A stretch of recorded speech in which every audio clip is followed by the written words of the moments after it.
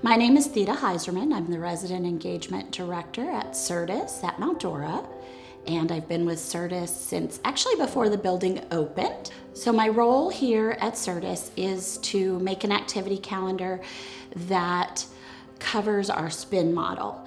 And SPIN is something that we do with social interaction, physical exercise, intellectual, and nutritional engagement.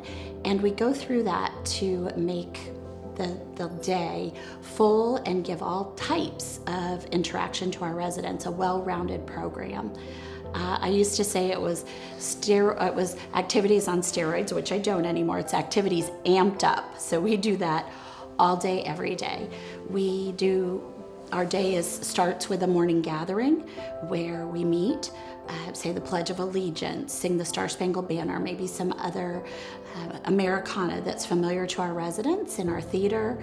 We do some fit moments, 10 or 15 minutes of just exercise for each of our residents, and then go over maybe this day in history or a daily chronicle and talk about what happened on this day, celebrate birthdays, any announcements we have. And then end with some nutritional engagement, just kind of talk about food and what we're looking forward to, the things that are coming up in our day.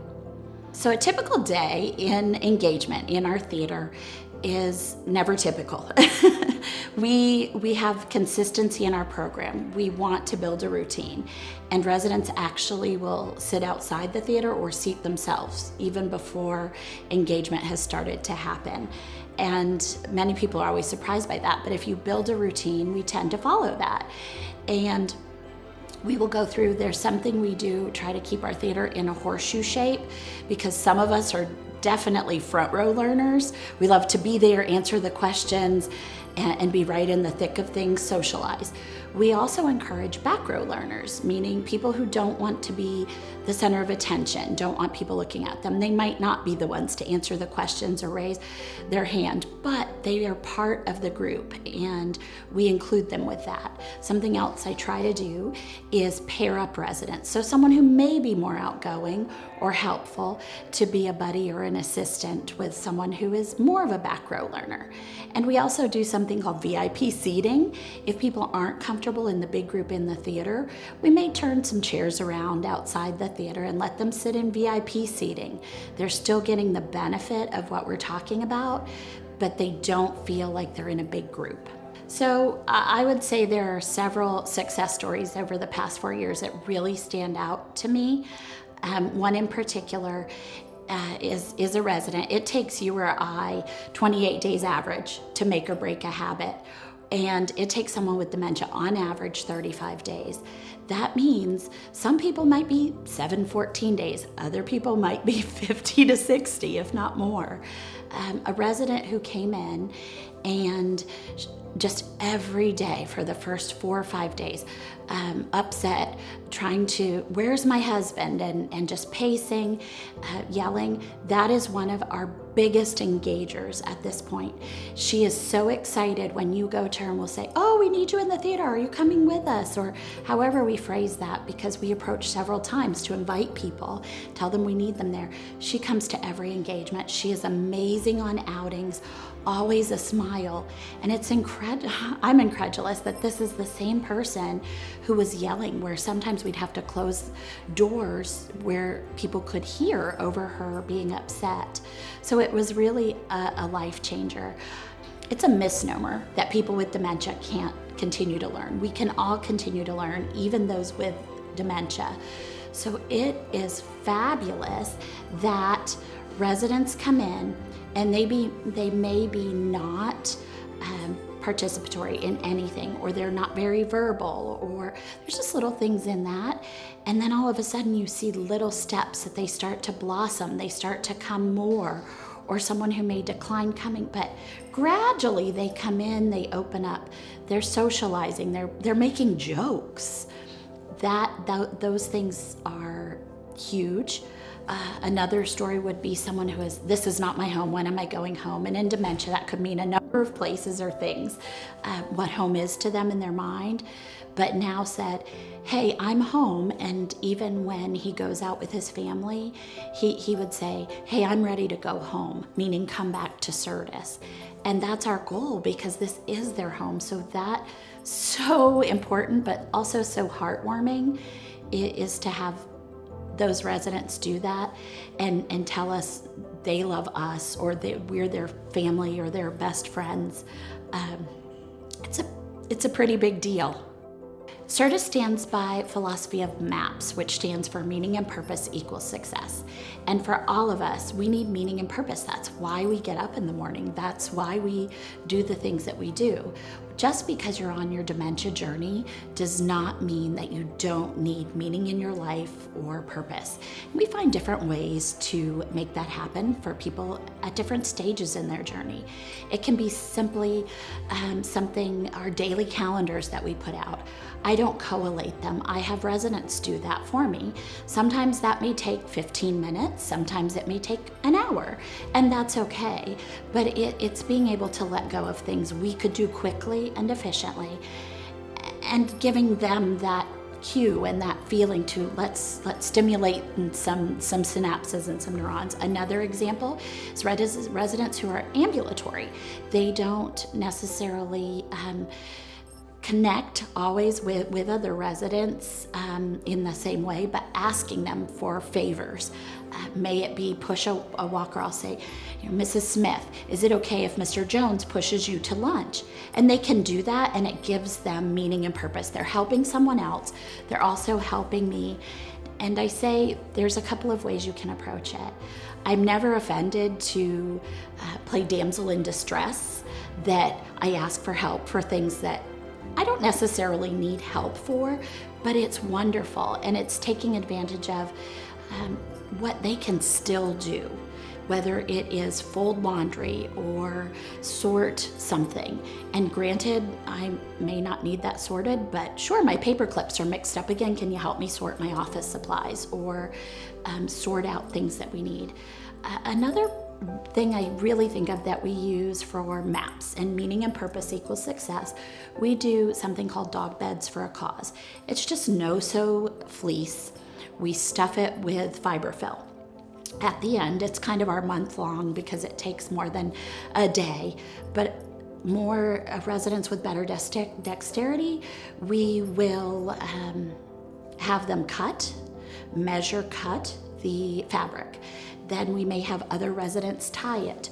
Well, for some residents who don't have that dexterity or further in their journey, they're just touching the fleece and feeling it, and we're talking about it. And then when we fill it with fiberfill, kind of more of a later stages, but they can stuff it with the fiberfill. And that person who's feeling the fleece can feel the fiberfill. It's just the tactile feel. At the end, culminated with a trip to the Humane Society on an outing. We donate the pet beds that we've made. We typically get to meet a dog, cats, a few pets, so they get to see it, something from start to finish. But every resident who wanted to be involved could be involved. They had the feeling, they had the suggestions. Even in some of that, it's taking them to the store to pick out the fleece, or as of late to look at it online and let's pick what we're going to use, or how could we get the most for our money? What's the biggest bang for the buck? So it's really utilizing our residents every step of the way. At Sirtis, our standard is 2 outings per week. Some weeks we may only have 1 outing, but people are always surprised that we do outings in memory care. And what does that mean? Well, yes, there are certainly on-the-bus outings, as we call them. I may call ahead and order ice cream, and we eat ice cream on the bus as we drive. We may have we do something called a choose your own adventure drive. So I'll ask Mrs. Smith, pick 1 or 2, and she'll pick 2. And then Mr. Jones, left or right, and he may say left. So we're going to make the second left. Always in control of where we're going, but they really feel that they're making those choices. Again, meaning and purpose, so they're directing our drive. And we'll just drive around. We'll look at different things. We'll talk about things in the area. And then we have off the bus outings. And we have done so many things. I think people are always shocked by that in memory care, but we visited the Lake County Historical Museum among other museums in our area. We've gone to almost like a live farm, but to visit the animals. Prior to COVID, we would visit the Mount Dora Center for the Arts once a month. So we would see the new art installation, go around, critique it, talk about it, and then also do a hands-on art of our craft, or art really of our own. Picnic lunches in the park. I currently have a walking group. It's just 6 gentlemen. We go walking once every other week in the morning to a local park, and we just walk. And those are our the ones that are yearning for exercise. A lot of the fellas that use our fitness center have really fed into that and really enjoy it. I've gotten permission to be one of the guys on those outings.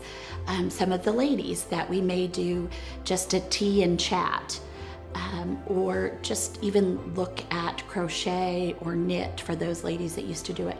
So a number of outings across the board. We've been out to eat. We've been to pizza. We've been to restaurants you'd be well aware of, and people say, "Really? You took memory care residents to?" I have. 12 of them at a time, as a matter of fact. And it's wonderful. You just have to prep your audience. We do a lot of things with our local libraries that are free to us. We've seen butterfly releases, we've trios, jazz trios, a cappella groups. We're going this month to see a Polynesian group dance. I mean, there's so much, because the misnomer is life ends when you have dementia, and it's not. It's wonderful to get out and to be able to have them experience those things. So what makes Certis program different? People always say, "Oh, it's activities." No, it's engagement. It's a full life engagement. We're not just doing the things that you would expect. And granted, we do play bingo with prizes. We do, we'll paint nails and do those things. Yes, we have in live entertainment and dance, but we do more than that. Something that, as far as the well-rounded, is just finding what works for the residents. And what works one day or for one group may be very different than what works another day. And sometimes just trivia, or how you phrase it, or reminiscent conversation. Something that we do that I think is so important, something called mapping your journey. And a lot of places do that, but not in depth the way that we do. And the questions we ask help us know who our residents have been, and not just who they are right now. So understanding that a man may have this fascination with trains, and then to find out his father was in management at Grand Central Station, that, oh, it makes complete sense. Or little things like a teacher, having them help, just finding those little niche things that work. But the other thing is, we have engagement all day, every day. We don't just stop. It's not something small in the morning or something in the afternoon. We take a break in the middle of the day for lunch. But we also approach and reapproach, because it is dementia, and someone may not want to come to certain things and then be ready to come to others. Something that I think is a misnomer is that people with dementia can't do certain things that they've always done.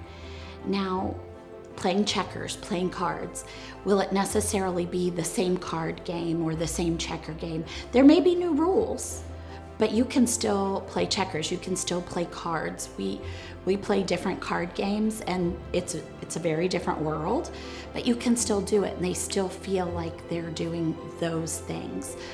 Something else that we utilize in our program is finding the strengths of residents and helping them prepare a presentation. So they're facilitating the engagement with us. I've had residents present about sailing, about butterfly gardens and growing and nurturing butterflies, about fishing. So things that are their strengths, while they can share all of that information, again, meaning and purpose, that you can share what's good. The other thing is relating, know their stories, and even though they may have forgotten that story at that moment, knowing things about them to say, don't you have 2 daughters? Oh my gosh, what were some of the greatest moments in their lives? Didn't you work for the same company for 35 years? That's amazing. Because there's nothing that we as people love more than to be built up and hear that other people appreciate us.